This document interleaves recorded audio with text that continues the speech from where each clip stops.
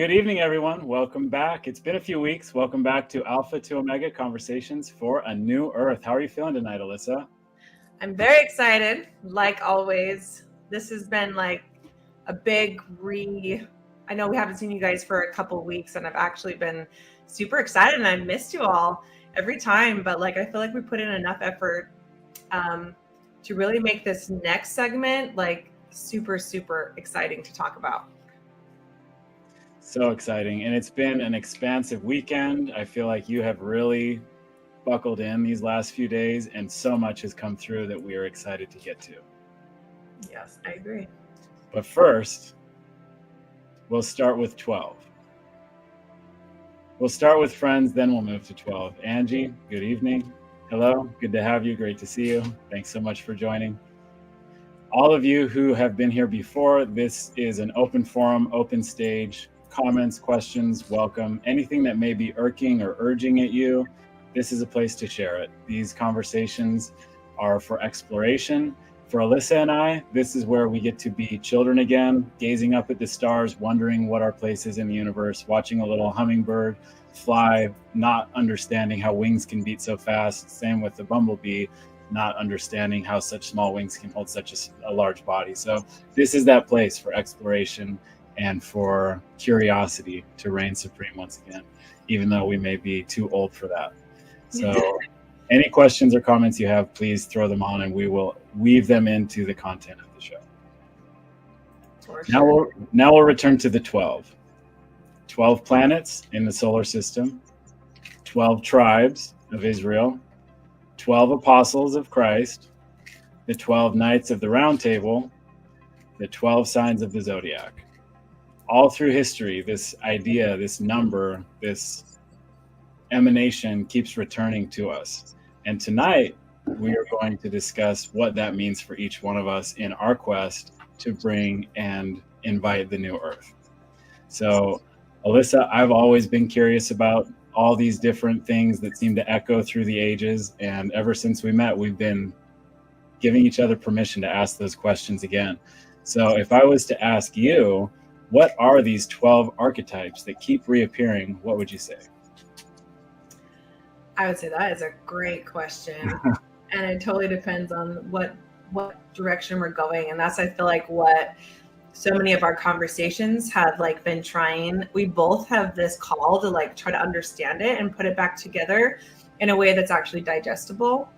And that's actually what I did with our boys for the last 8 months, was bring them through these archetypes and how they're meant to fit together from whatever I did my best and I tried to pull in information. But ever since we set the intention to do this and share this with you guys, like all of a sudden, like so many downloads have been coming through, and I've just been like just high as a kite, really just breathing it all in and trying to make sense of it, because that's kind of how it all works. It's like it comes down and you can feel that feels really significant, and then you get to try to put it together. And I would love to go on that journey with you guys too. This is not like, oh, we have all the answers. This is truly like, this is what feels true to me. This is what I've discovered. This is what doesn't make sense. And then everybody else gets to chime in and we get to explore together. Yeah, it's a beautiful preface. And so tonight is the prelude, whatever you call it, into a 13 conversation series about these archetypes, which most commonly present themselves in our culture through the zodiac and through our birth, our understanding of our place at birth, but runs much deeper. And so as you were studying, Alyssa, as you were searching and scanning and feeling what resonated, what was the first thing that came through that really set off a light bulb that there's more to this picture than we had been thinking of for a long time? Well, first of all, that it just didn't make sense. So, like all the parts that I'm like, okay, that's really cool, but that doesn't make sense, and this doesn't make sense. But it was like there was just a sense of, I don't know, I guess a call from inside that I'm like, there's got to be these connecting points that weren't really out there in the world where you can be like, okay, ask a question that comes back to you. But that's kind of the journey that I've gone on personally to understand and ask, source, how does this fit together? And I've gotten answers that I feel like are worthy of being shared, just like I hope you guys have got your own answers that you feel worthy, they are worthy, but I would love to hear them too.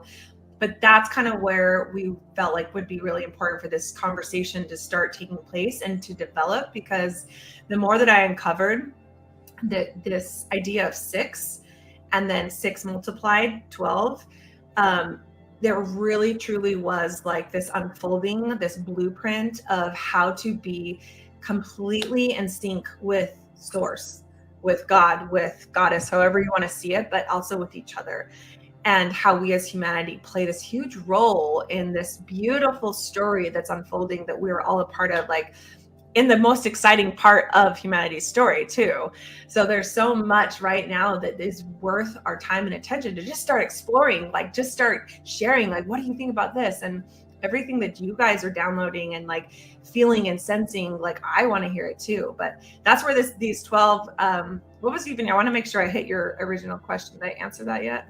Yeah, you're doing perfect. It feels like, from what I'm hearing, like the first piece of information that was stripped from these 12 ways we understand ourselves and each other is this idea of duality. That there really, before there was these 12 individual powers or constellations or personalities, the biggest thing that was stripped was the feminine. You hear all this masculine, 12 masculine. It's like, where the heck does the girls fit in here? Because I don't hear anything about that, which is an interesting conversation in and of itself. But so that was part of it, was putting back in balance what this power of the feminine looks like, whether it be like just through ancient texts or just like asking straight to source, like, what is this? Like, I feel like it's come together enough that I would love to share and explore it with other people.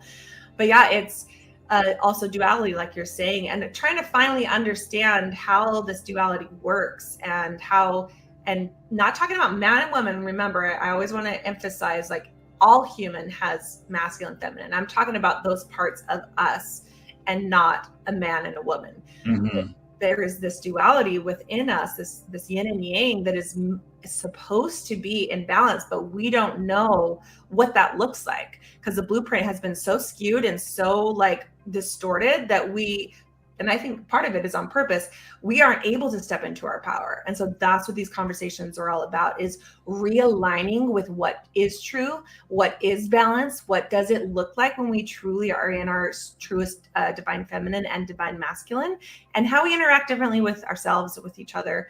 And this is meant to be a blueprint of how to get there for ourselves, and then for, our families, and then for the world altogether, and how we create a different society based on these new ideas of what it looks like to be unified and not have hierarchy at all. Yeah, I love that. And we have such a profound and 3-character, very short and succinct comment from Rachel. Thank you so much for joining us tonight.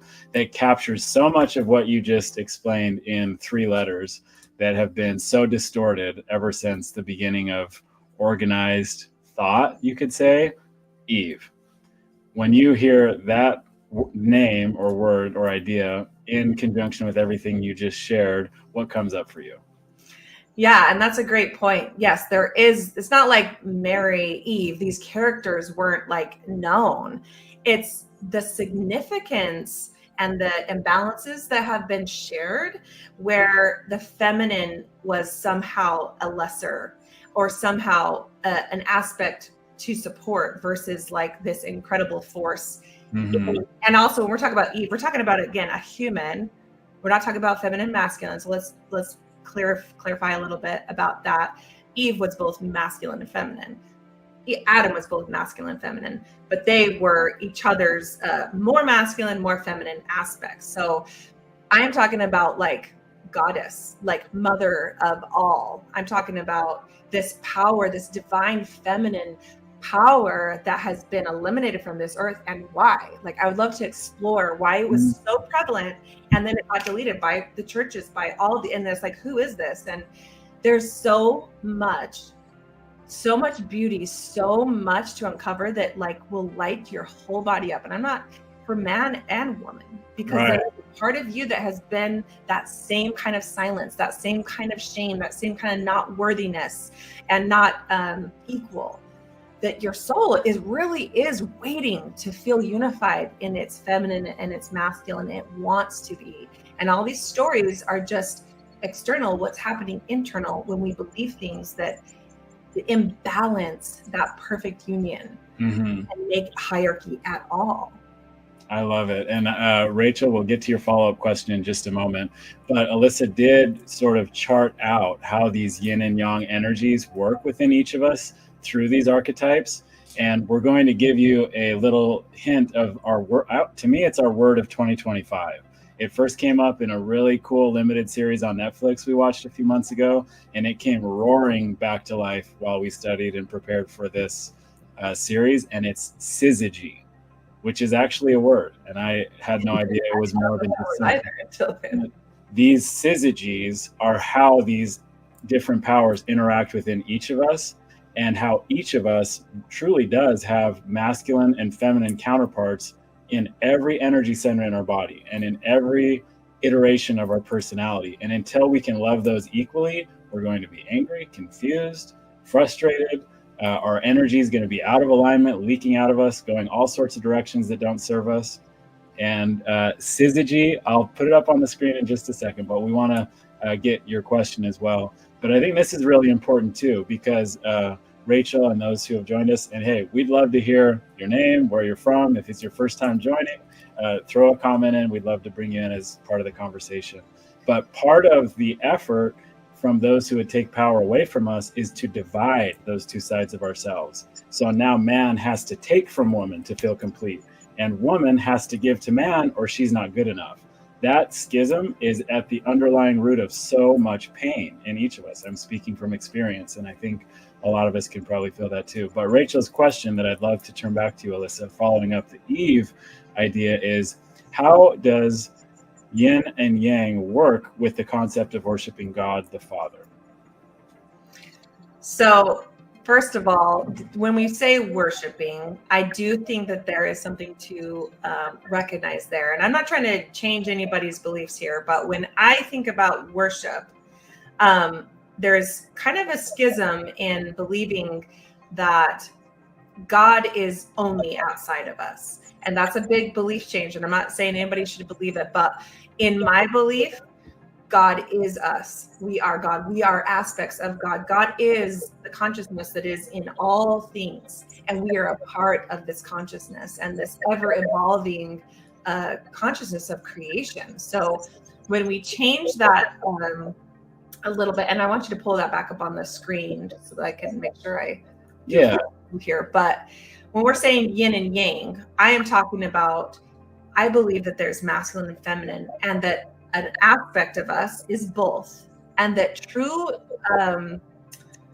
when we are source and we haven't forgotten anything, there is no wonder, there is none of that, because we are all and we know all. And that original form, we then create this partnership, the masculine with the one that remembers, and the feminine is the ever flowing, I remember, and I'm the mother, and I create a child, a companion of love, and I raise that up. And we are in this process, this ever evolving process of having forgotten and being in communion with source. And there, I do believe there's also a masculine part of us, or in any consciousness that has forgotten, goes through this process, which is source, but then is taken apart, and it's kind of like, all right, we're starting fresh. You're not going to remember. Boom, there you are. There's this partnership from the original to two. Let's just say duality. There's two parts. There's one that remembers. Am I echoing to you? I hear like a weird echo. I hope nobody else is hearing that. It's the beings, the angel beings, different things. That there is this aspect of masculinity that has to discover itself. And that's what we are going through as a human, right? We wake up, we're like, who am I? What is this? We have to ask all the questions because we don't remember. And that's the masculine part of us, right? That's our mind. And if you look at this and feel this as like this mother, this love that's allowing the space for our ego to uncover itself through this new lens of creation, then we see how every single time, because we don't know, and we don't look towards mother, we don't look towards source, we say, who am I? And we listen and we feel. And instead we come up with our own. That's where fears come from. Who am I? Oh, am I not good enough? Ooh, maybe this and maybe that. And then we start creating this nightmare of a creation, because we ourselves are God. We can create, and we do create this alternate reality where we're not good enough, because we have the capacity to try to understand in our own creation, like our own perception of what am I, that we have come up with some pretty terrifying ideas, and then we project it onto each other. And then we're at each other like, oh, I'm not good enough. No, you're not good enough. And there's this whole divide that's happening. This whole divide, because we, as children of God, have the capacity to try to make up the answers as we go. And some of the answers are terrifying as F. And then we're living those out on each other, right? So when I say that there is a balance that is meant to be striked, there is a humbling that needs to happen in our masculine to say, I am good enough, I am worthy, and this is all for me, and I trust you. Tell me what to do. And that is that true trust and that true reconnection that we can get with source, with this feminine aspect that loves us. We were always good enough, that there is nothing to prove, and that there is all this force behind you that is ready and willing to help you create the most beautiful dreams. Stop these nightmares that we are creating and then acting out on each other. And that's what I mean by the yin and yang in perfect balance. And that's how we have created these gods, this masculine God, and we use it against each other in a way that is not in alignment. And I'm not saying that there is not a masculine archetype and a masculine energy and a masculine consciousness that is of the utmost Christed consciousness, where it is truly father of love, of support. But in that way, there is no, you got to make it to heaven, you got to do all these things. There is not this, check these boxes, then you're good enough for me. It is, I'm here to love you. All the choices you're making that harm you are on you. Mm-hmm. The freedom and space to do it, because I know all is in balance when I am here to trust you to figure it out on your own, because freedom is part of it. I love it. The truth fireworks are starting to crackle out here. It's resonating, and I feel the truth of what you're saying, because until we're able to find that within ourselves, we just repeat the cycle of searching and looking and forcing and hurting and harming and all these things that don't need to be there. If we'll just admit whatever it is we're looking for and have the faith to ask, and then the presence to sit with the answer. Mother's still here, lucky for all of us, because we have not been obedient children for a lot of the history of this earth. So a couple quick follow-ups. First of all, Cassandra, great to have you. So happy that you could join us tonight. We also have Tara. The Instagram comments are really hard to throw on the screen, so I'll just paraphrase. But anyone on Instagram, any contribution you have, I'll paraphrase it. We'll get it into the conversation, so please contribute. And then Rachel echoing that, yes, that resonates. We're all aspects of God and consciousness. And then Angie, I love this one too. That God is the ocean and we are droplets of the ocean. And to me, that goes both ways. It's like at times we fall and the ocean's there to catch us and we're one with God and source again. At other times we rise and we've got a lesson to learn. We've got a separation that's got some space needed for whatever healing needs to take place. We need that space. And Alyssa in my life has been gracious enough to help provide that space, even when we're in tandem with everything that we do. And that's really hard. It's hard to hold that space and realize that sometimes you do need to be the droplet and sometimes you're the ocean. So I love that too. But we're so glad to have all of you with us. And I think it leads us right into this such important integration that needs to take place within us, which we are going to call syzygy tonight. For those of you who haven't heard it, this is a real English word that has Greek roots that simply means union. So we'll put the definition up and then I'll turn it back to you, Alyssa, so we can start with this syzygizing that we're working on together. So would you like to read it or should I? You got this. Okay. So syzygy is a pair of connected or corresponding things. And most frequently, it's used in our language today to describe the sun and the moon. They are a syzygistic pair. Opposites, light and dark, day and night. One is the lesser, one is the greater. But in Gnosticism, and this is where we'll be going for a lot of the conversation tonight, syzygy is a divine, active, passive, male-female pair of eons complementary to one another rather than oppositional. And that is the missing piece. And as Alyssa, honestly, as she uncovered this secret that seems to have been kind of hiding in plain sight, so much of these archetypes and these divisions that we do to understand each other came alive for me, inside me, where it's like, these really are just two lenses, you know, your two eyes, your male and female, your yin and yang, inside you for each of these aspects around the wheel. So I really appreciate you bringing this concept and this integration back online for us tonight, Alyssa. Yes, well, I've been excited. Like I said, when I kind of uncovered this, when I was looking, I was just like, okay, what is it that it needs to be uncovered? What is it? Because I've always looked at, you know, Gnosticism, and I've delved so far into all those things, which I pulled so much information, but it's like, okay, I don't know about this, I don't know about that, but this was like we said, in plain sight, and I'm like, but all of a sudden it was like pulsating, like I need to look at this further. And that's kind of what I did. And I had already done the archetypes. And then I'm like, I have a feeling that these 6 fit perfectly with the 6. And then what I have uncovered, which I'm sure many people have already uncovered, that the first 6 of the archetypes, like the houses, are mirrored again in the opposite form. So like the 1 is with the 7, 2 is with the 8. And it's the inner and the outer. So it's like to receive and then to create and offer back. So there's a full cycle, and each of them have a purpose in it. And so these 6 with these male and female, or like yin and yang characters, or what's really cool about it is that they have words. So go ahead and put it on the screen if you want to. Yeah. You can like talk about it. Let's pull it up and let's dive in. We have a few more friends and guests who are. So thank you so much for joining. Kelly, a new friend, great to have you with us tonight. I really appreciate that comment too. Peace. It's so often overlooked. Like, how often do we give ourselves that moment that we really want in every day? How often do we seek it? That resonates so deeply, and it comes from balanced duality. I really appreciate that.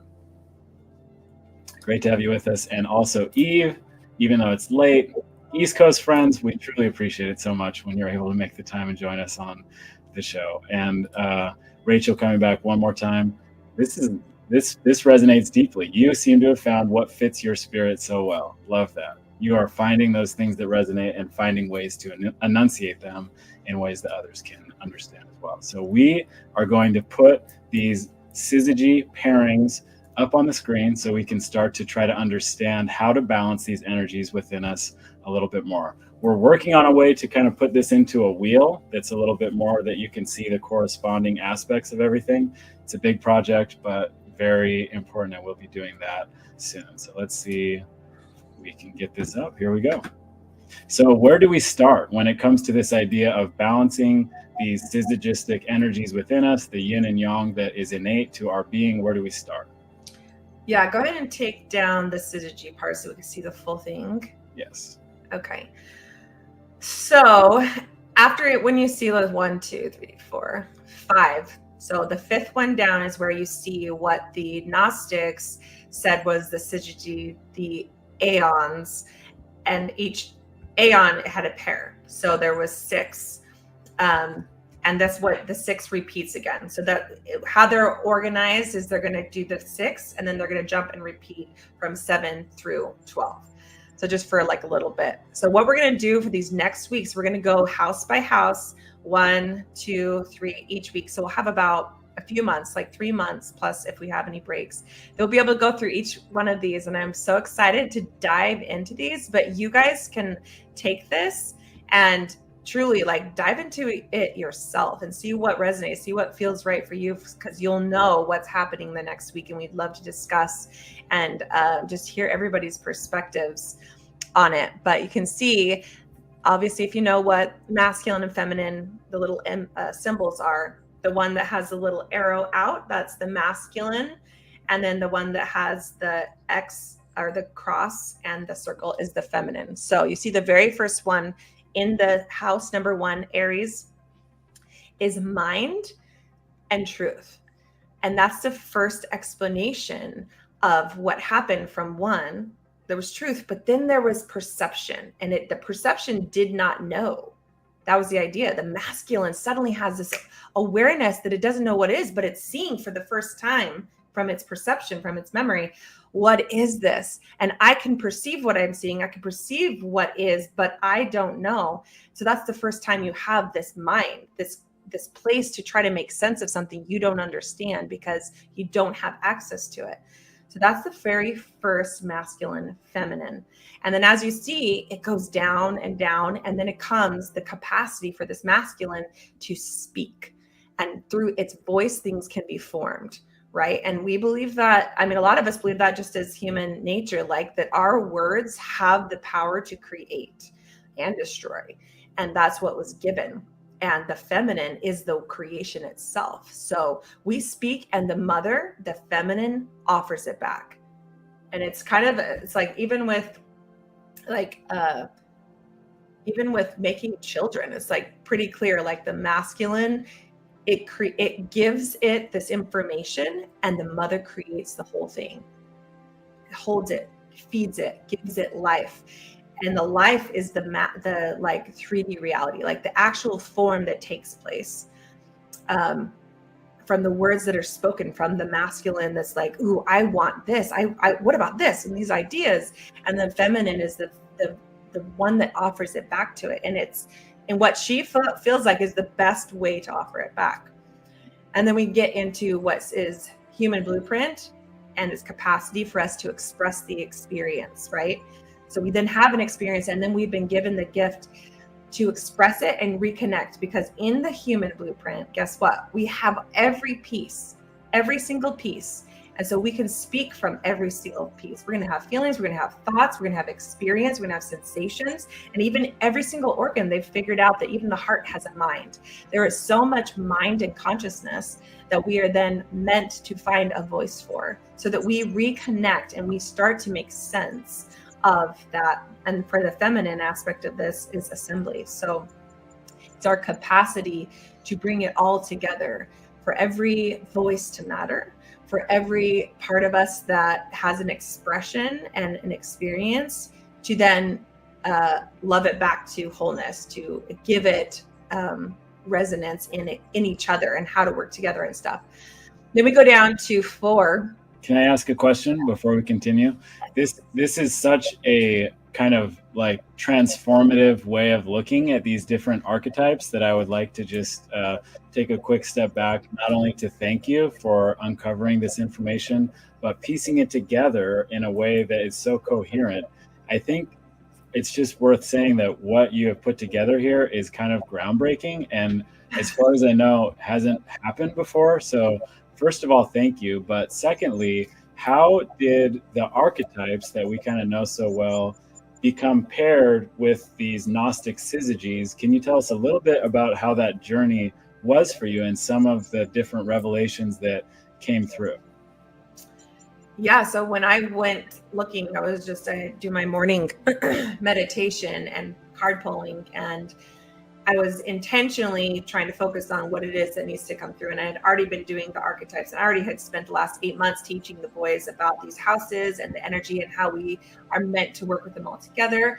And it just felt like something really important needed to come through. So when I looked into Gnosticism and into these, I first of all was pulling like, well, I won't even go into that, but.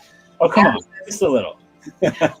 Well, I, when you first actually read things, and it's like I pulled in certain information. I realized that I was like actually sharing things like, oh, like for one thing, like the non-commodity library, and I know we talked about that. We didn't really get to a conclusion on it, but the Dead Sea Scrolls were actually found like 2 years difference and in 200 miles apart. And I had always said that the non-commodity library was where all the Dead Sea Scrolls were kept. So there were lots of little things I'm like, oh, I didn't know. So I was just kind of uncovering some of the things that I kind of just assumed was remembered, but obviously was wrong, which is part of just never really knowing, just being, this is what I remember.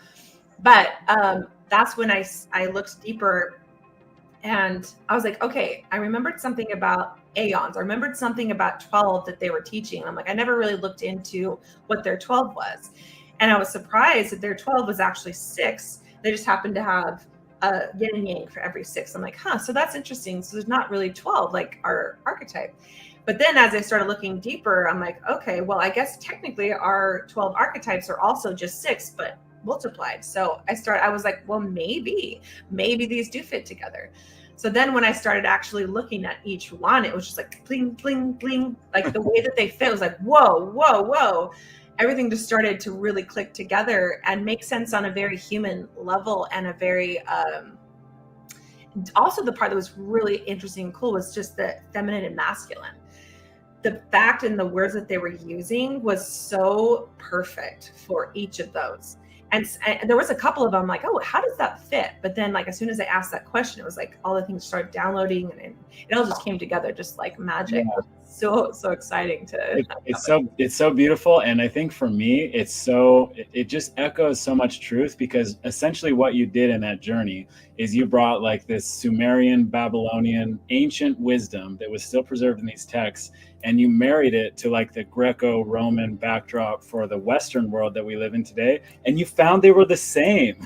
And so often it's like these, matriarchal communities and these like fertile, river valleys that we just can hardly even imagine anymore are so far away from us that we can't even access it. But you found it. You found some of these preserved names, teachings, emanations of God, emanations of God's self. What did they call them again? Yeah, I can't remember the exact words, but I believe it was emanations, but it was from source. So it's like source was the one, and from the oneness became like these 6 rays, or these rays, is that what they call them? But it was emanations, which is, I believe, like light, right? Yeah. Colors. So it's like these different, and it was 6. So yeah. Yeah, and it's just, to me, it's like, wow, where's that been this whole time? Why has that been missing from the conversation? And I love that you highlighted the first element that really got lost was the duality, was like this balanced energy that's meant to be within each of them.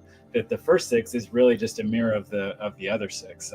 So powerful. We're going to turn right back to it in a second, but a couple of comments really quickly. First, my mom, thank you so much for joining. Thanks for the hearts. We love hearts. Anyone who has any to share, we always will receive them. And then great little realization and comment from Angie as well, referring back to the chart that we'll put back up on the screen. This is so helpful in so many ways. It helps transform the information that in so many ways comes in pieces of an abstract puzzle. Amen. Completely agree. That's how it's always felt. Yes, and that's what's always kind of frustrated me. I'm like, okay, like I can see that these are all supposed to fit together, but some of the pieces don't quite fit. But what was one really cool thing with my awakening that happened over time was like the pieces that finally like resonated. I'm like, yes, and it came from within. They just kept actually repeating. So it wasn't like, growing up, it always felt like this, okay, these 2 things are true, but yet they didn't match. And I was like, well, why don't that feels like it doesn't match. But when I started actually tuning into what true love, unconditional love, source, this feminine aspect that has no judgment and all these things, I started growing within me, what felt like a tree, that it was all connected and every part connected perfectly. And always everything around me always mimicked it. It was like, yes, yes. And then all of a sudden the pieces would come in through movies and through all these things where it was like, oh my gosh, it was here all along. And then it starts to feel like, how did I not see these things? It starts to feel so obvious the more that it awakened to truth, because it's always true. The things that are not true are always going to contradict each other, but the things that are true, you don't have to defend them because they defend themselves. It just is. Mm-hmm. And there is no sense of threat because you're just like, I know that it's there no matter what. Right. It's there endlessly, and it always, I'm not even getting the right word, but it's like mirrored over and over and over. And I don't have to hold on to it because it holds on to itself. It's so strong. Right. I think you're right to say that the word isn't coming. It's because it's been erased. Like the idea of yin and yang is so ancient, Eastern, fundamental to truly like every Eastern religion there is, whether it's Buddhism, Taoism, anything in between, Hinduism. It's all based on this idea of duality, that if the duality falls 1 millimeter out of balance, nothing exists. but it's really been wiped from our language. Syzygy, I had no idea was a word. And it's this idea that things exist in perfect harmony and balance with each other, not opposition. Whereas what are we taught now? Oh, if it's different than you, be afraid of it, reject it, push it as far away as possible. That's scary. Oh, monsters. Oh, all these things. So it's so beautiful to bring that back in. And it's 10 years from now, I'm convinced the movies will be the hero and the villain are going to be the same guy. This whole like good guys fighting bad guys is so done. We need to stop. Everybody already knows the only battle's within. So at some point, it's got to shift. And I think we are hoping to manifest that shift right now. But another question, and this is great. Thanks, Mom. Could you perhaps sell this chart? I would like to purchase it. We will not sell it, but we will share it with you freely. And as it gets better, we will share the better version. And then we will hopefully continue the conversations to reignite and reunify these dual parts of us that have been erased from the conversation. So I'd like to mention again, I know I always do, but like when we talk about masculine and feminine, please remember we're not talking about male and female. We're not talking about man and woman, right? Because that is both yin and yang, yin and yang. Yes, men do hold more masculine and women do hold more feminine, but that is just, we just happen to wanted to play a little bit more of that role. Mm-hmm. So when we're talking about all these, like these archetypes and this yin and yang, like don't put yourself as one or the other, unless you're doing it to remember both sides. Like you'd be like, okay, my feminine part, okay, my masculine part. But it's just so important that as we're uncovering this, we remember that every little boy has had this same kind of patriarchal like judgment and shame, and which then creates him to need to be that. And it's not like, oh, all the boys and all the men are doing this thing. The ideas that have been come up with by the masculine, the parts of us that don't remember, that are not in love because we don't remember it, when there's a part of us that does. So that's the only part of us, and that's why it's masculine, that actually doesn't remember why it's here and what its purpose is. And it's fearful that it's not enough. It's fearful that it is going to be erased. It's fearful that it needs to prove itself better than the feminine, that needs to own the feminine. It needs to do all these things because it's like, what am I? I don't know. And it's this little child that's learning to grow up with trying to discover who it is. And again, that is in all of us as a human blueprint. It's not a boy and it's not a girl. The whole play is being acted out inside us. So don't put yourself on a role unless you're willing to play both sides. Mm-hmm. And I love what you said, that we have both of them within us. Men may, and I wonder if more is the right word, or if it's more like men have masculine on the external, but an equal amount of feminine on the internal, and vice versa for women. I'm still learning, and I don't know, but it's like one is being exhibited on the outside. We all know that whatever we see on the outside, there's like 100,000 times more empty space holding it on the other side. So whether it's more or whether it's simply external versus internal, remember they're in perfect balance. Am I saying that right? Yeah. And I mean, one way to look at it is, for this body, for this time, for this life, for whatever reason, you wanted to come in here to have a body that was either male or female. Let's just agree that you are male or female. Even if you change your gender, you were born a certain way. So with that idea, for whatever reason, it was chosen, or it was some part is choosing, even if it's fate, you are coming in with a little bit more of masculine, even if we're talking about masculine, what is it even called? Testosterone, like whatever parts of you holds more that makes you either have one gender or the other, is because there's more of a certain energy.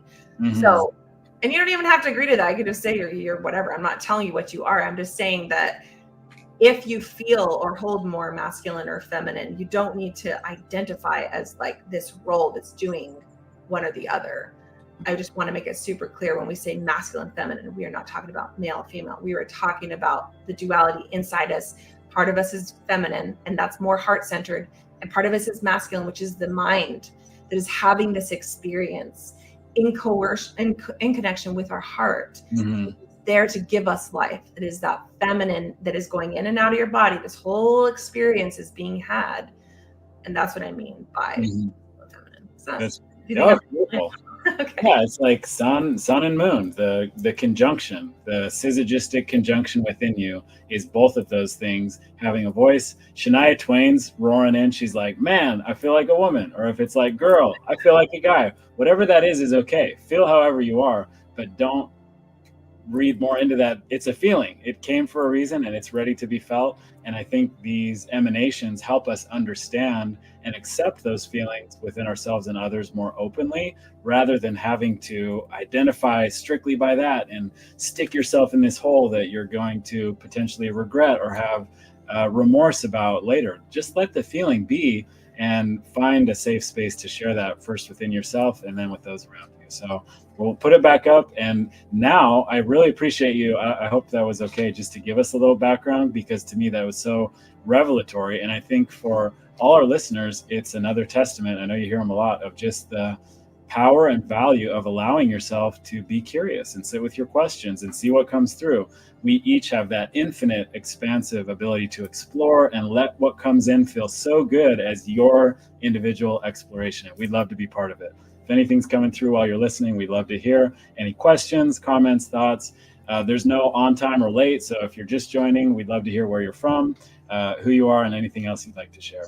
But let us turn on back to the little syzygy chart. And I think now that we know a little bit of what brought this about and what your question was, which is like how to understand ourselves and each other better. So beautiful. If I'm just looking at this for the first time, it's kind of overwhelming just a little bit. I can kind of see the, zodiac sign archetypes being the flow. I kind of understand the 4 elements, but if I'm looking at this, what is an approach I could take to helping understand myself better? Well, I don't know if there's any wrong way to go about it, just allowing yourself to be curious and just start to consider. So I think a lot of people, well, that's not even true. Like a lot of us don't even know, like we might know something about our sun sign. I think I know what that means. You may not, but the signs, sometimes that part I wouldn't start on if you're like just getting started. The easiest way to, I think, start would probably be to go into the duality. And it doesn't matter which one you start on, because that was the part that really like resonated quickly because of the words that it uses to show that duality of that masculine. Right? Is that the syzygies? You want to know? The Gnostic syzygy. I'm not saying it right. It's like scissors with jeans, like scissored jeans. No, yes. Okay, the syzygy.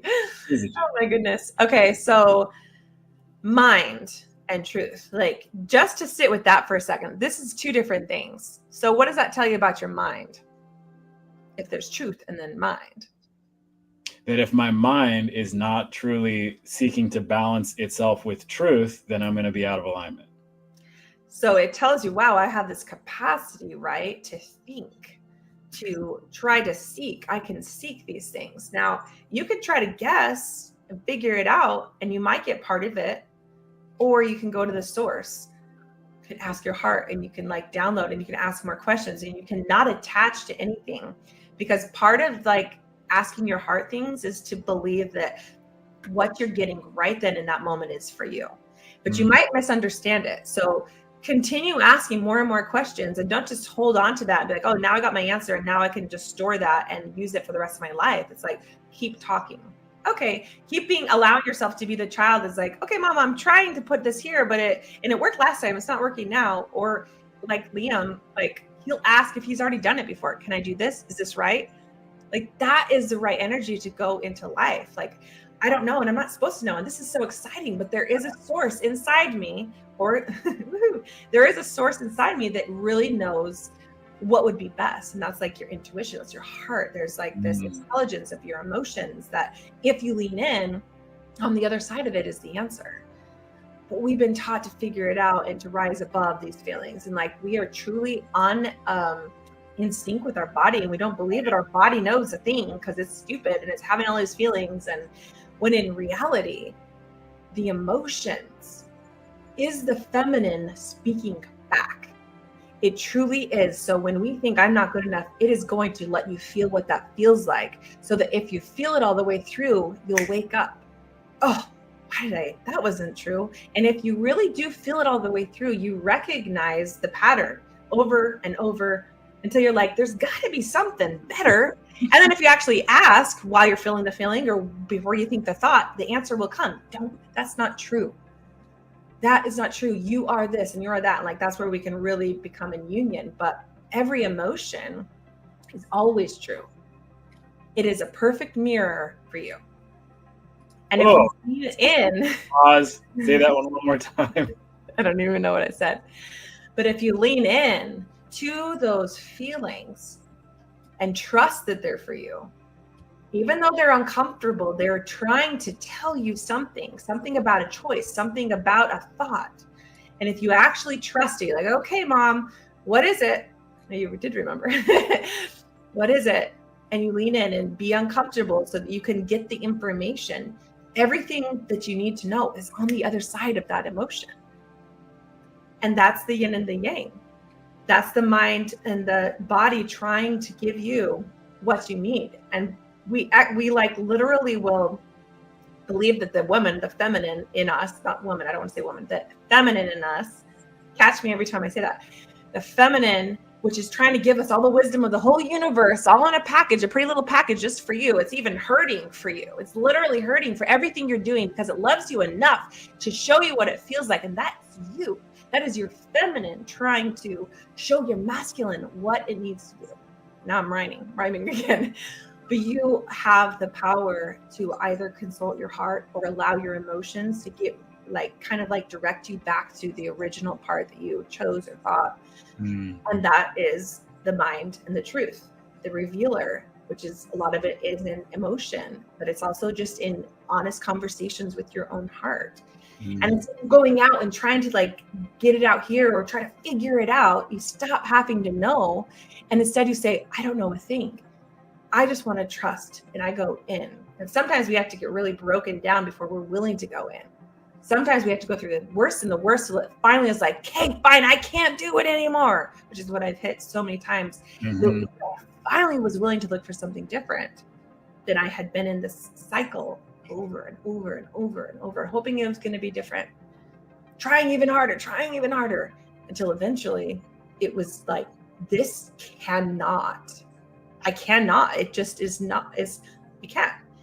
So I finally went inward, which is the worst way to do it, because that means you have spent yourself on every bad way, every bad choice over until you can't, versus skipping, feeling, listening, tuning, rebalancing. You can bypass all of that if we just do what is actually on this chart and trust the feminine inside our own heart. That's what this is here for you. Oh, so good. So good.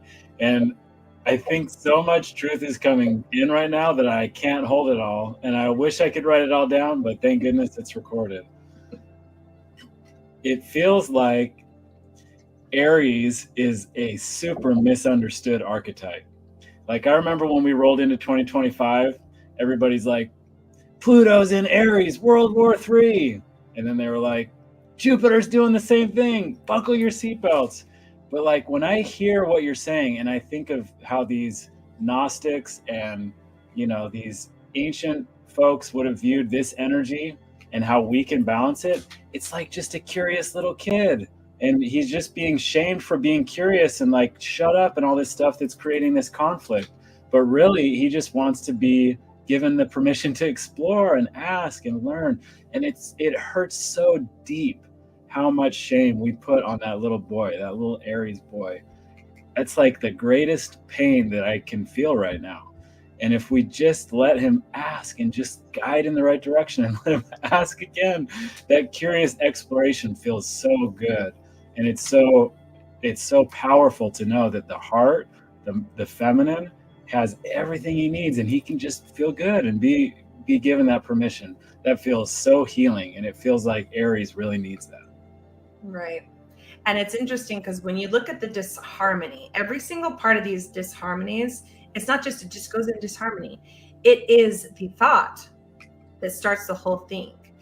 It is with that initial capacity for us to have mind. And instead of ask, we come up with it ourselves. Instead of being like truly seeking and allowing ourselves to be curious all the time and ask. And I don't ever know, because I'm experienced and I can remember what I've experienced, but I don't have to know, because you're there for me every time. And I look inward. I go to source, go to God, go to however you want to say it. I go inward and I say, what is it I'm missing? And you humble yourself. Wow, I'm getting lots of fireworks. You humble yourself to that, then there is no assumption and there is no attachment to knowing any of the answers, because you have ultimate access all the time. You don't have to know. And if you're not shamed and you're not thinking, oh, there's something wrong with me not knowing, and I have to know before I know, and I better pretend to know, this whole concept of this little boy that's just trying so hard to be good enough to know before he knows, and has to figure it out. Even like if the feminine is hurting, oh, I have to know how to fix this. Not, oh, I'm so curious, so let me just sit in this and like be the curious person. Oh, are you hurting? Oh, and offer to be seen in that. The masculine thinks, oh, I got to fix this. I got to know what's going on, instead of asking. The breakdown of this whole masculine feminine in the place. And I'll correct myself too. This little child, it's not it's the child. It's the boy and the girl. I'll correct myself there. Yes. And if we look at what it looks like, if we don't tell ourselves that we have to know, there's something wrong with you for not knowing. There's something wrong with the pure curiosity and always not knowing and always being curious to all the time.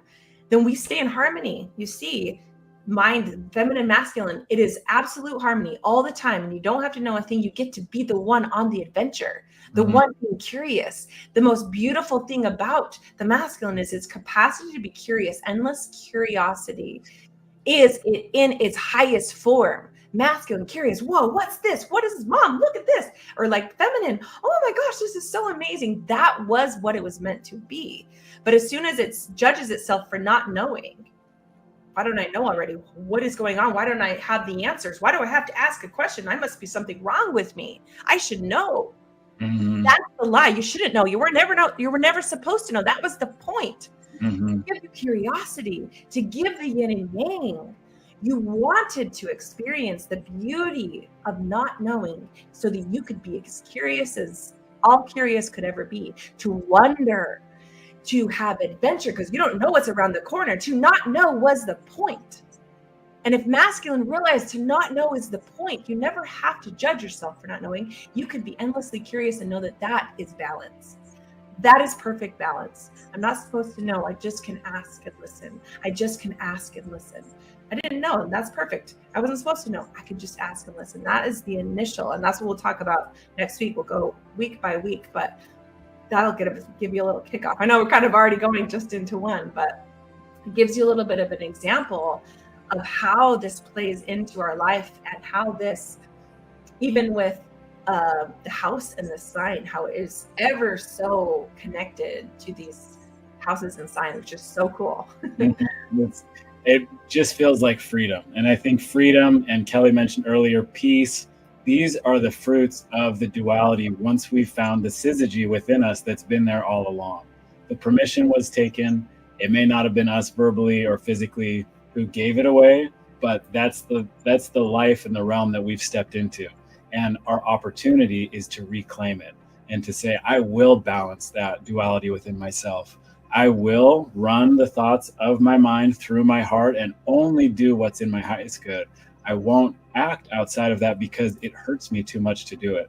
And I've got to give a quick shout out. I see the Climber of Mountains handle on the IG. I recognize it. Do you, babe? Oh yeah, I do. That's my girl. Thanks for joining, Stacy. So great to have you. So good to have you. It feels like we have really stepped into the right journey to take from this point forward, because now every single archetype, every single energy, every constellation in the entire universe shining down on us has a balancing act for you within your mind and heart. Every single one of them. What better journey could we go on than that? Sign me up. Let's do it.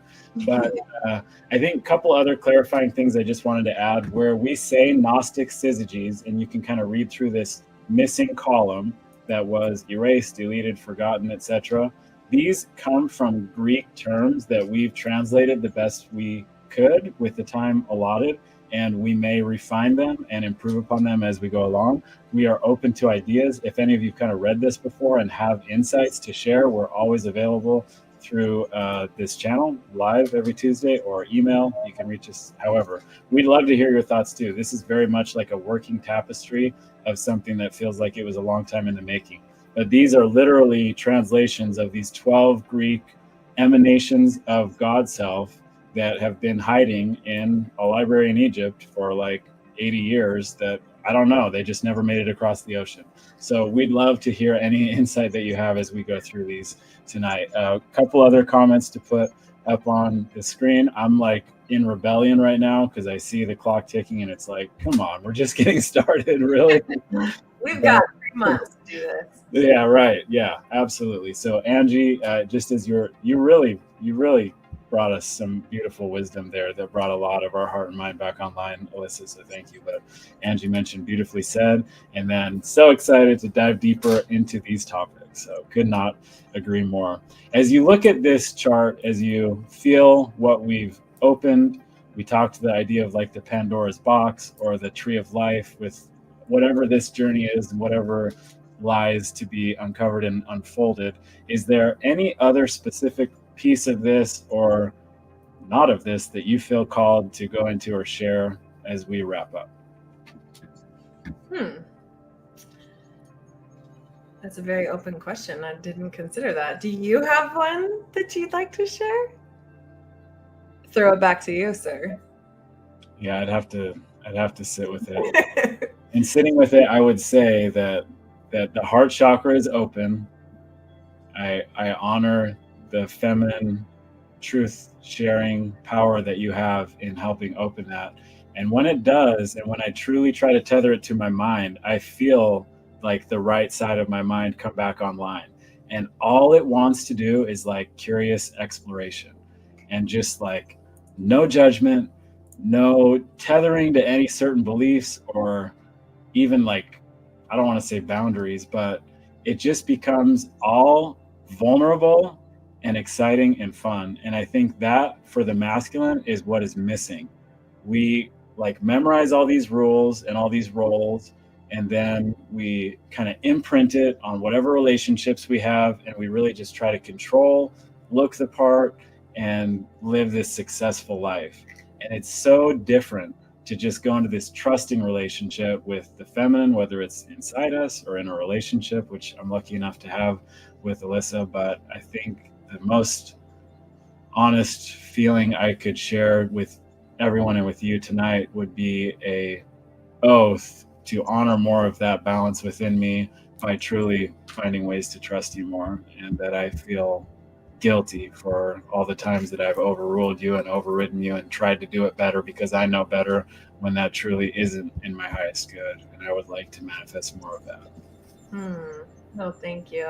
That really, I could feel that as you're saying that. And it's the same for me. I don't struggle as much with needing to know because I have found so much peace in not knowing and being curious.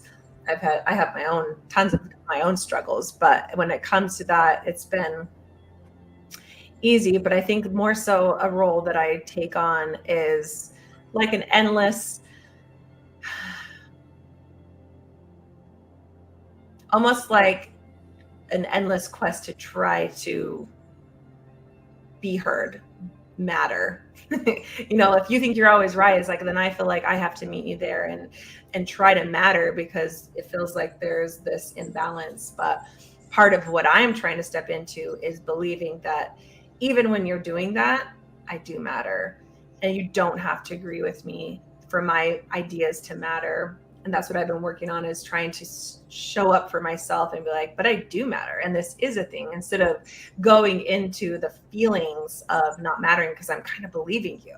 That's why I'm feeling it. It's part of me believes that I don't matter, which is why I have to then try to defend myself. So it always goes full circle, but I appreciate that you can acknowledge that and that you have the desire to do that. So thank you. Yes, there will be more to come, and we'll begin next week with, even though we got a nice little sneak peek with this Aries archetype that has so much power for us to balance within ourselves.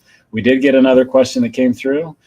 We have a moment. So Rachel, we really appreciate your contributions and all your questions and insights tonight. So let's put this up and kind of ride this note out as you channel what may come through in response to this question. Can't you be curious and know truth at the same time? Well, that's what the yin and yang really is, but there's a difference between are you knowing or are you sensing, because it is. So part of us, like the part of the masculine, is meant to be curious and to ask and to keep holding the space to keep asking, and to remember. You can remember the answers, but the answers could change depending on what's going on. It's always best to ask. And then a part of you, which is another one of the part of the chart, is like this, I forget what the word is, but there's faith, and then there's what's the word? Let's see. 11. Faith and wisdom. So there's a part of you, your heart, that feels like it's just true. So like you could feel the truth of it, which is the part that you're asking, right? So a part of you can feel that something is true, while there's a part of you that's curious, but it's communicating with itself. So yes, but where is the truth coming from? Is it coming through a feeling that feels true as you're speaking, as it's coming through, or are you knowing it to be true? Because the knowing is the part that's supposed to be curious. So where it's coming from is very important.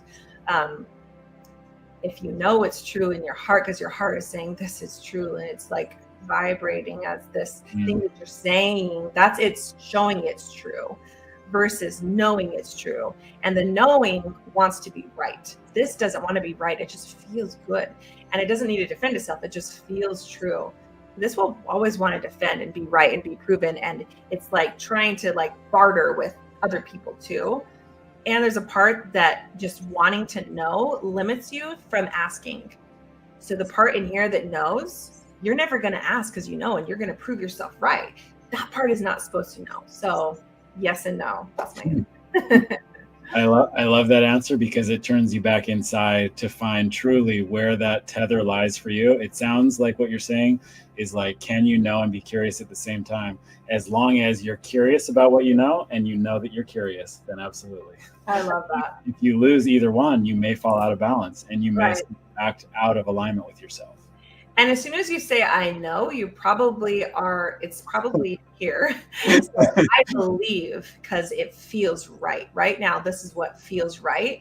And every single time you're like, I know, I would say, go ahead and don't know. And instead consult your heart and see how it feels, and then share what you believe. This feels true. And when I say this, it just feels so right and so true. And as you do that, you're kind of aligning with their wisdom and with the truth, because you don't know it, but you believe it and it feels right. And that when you're speaking from that, that's kind of like that knowing that is wisdom, because it's there. It's lived, it's already known, but it's not a mindful knowing. It's a big conversation. I will admit that. Syzygy is a lifelong effort. It feels like it's not a quick fix, easy answer. Come, get a stamp, walk away. It's different than that. And we so much appreciate all of you for being part of the conversation, for joining in the journey. I can't wait. I am very sad that this conversation is coming to a close, but I can't wait for the next one and all the ones to follow. And I really appreciate the sneak peek into the wisdom and some of these really powerful balancing syzygistic pairings that will come in the weeks down the road. So again, all of you, thank you for joining. We'll echo these comments as well. Can't wait to hear more. We're literally listening too. So woo! Can't wait to see you all again next week or the week after, or whenever we see you again. Until then, be well and continue to bring that new earth within you online. Yes. Aho. Bye.